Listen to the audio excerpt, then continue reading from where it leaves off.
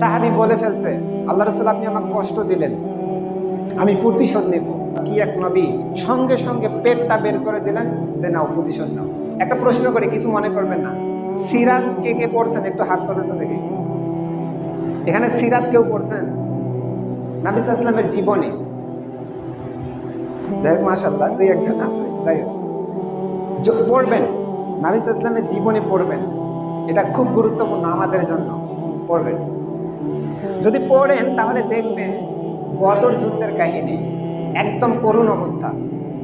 1000 সৈন্য কাফেরদের এগেইনস্টে মাত্র 300, মোর দেন 300 একটু বেশি, 300 জন সাহাবী, 1000 জন কাফের, যুদ্ধ হবে।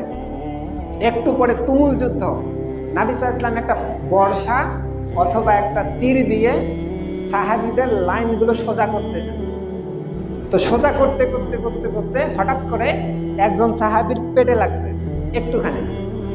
সাহাবী বলে ফেলছে, আল্লাহ রাসূল আপনি আমাকে কষ্ট দিলেন, আমি প্রতিশোধ নেব। চিন্তা করছেন? একজন সাহাবী বলতেছেন যে আল্লাহ রাসূল আপনি আমাকে কষ্ট দিলেন, আমি প্রতিশোধ নেব। সুবহানাল্লাহ, কি এক নবী সাল্লাল্লাহু আলাইহি ওয়াসাল্লাম, তিনি সঙ্গে সঙ্গে এমন কঠিন একটা অবস্থার মধ্যেও তিনি সঙ্গে সঙ্গে পেটটা বের করে দিলেন যে নাও প্রতিশোধ নাও। এই সাহাবী ছিলেন সাওবাদ বিন গাজিয়া রাদিয়াল্লাহু তাআলা আনহু। বদর যুদ্ধের কাহিনী পড়বেন পাবেন, সাওবাদ বিন গাজিয়া।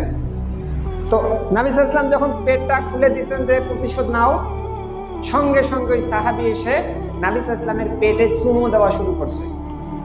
সুবহানাল্লাহ। তো জিজ্ঞেস করতেছে, কেন এটা করলাম? সাহাবী বলতেছে, আল্লাহ রাসূল একটু পরে দেখতেছেন কি তুমুল যুদ্ধ শুরু হবে, জানি না আমি বাঁচবো কিনা, আমি সম্ভবত মরে যাব।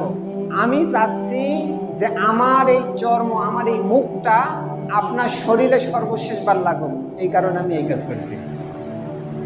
সুবহানাল্লাহ।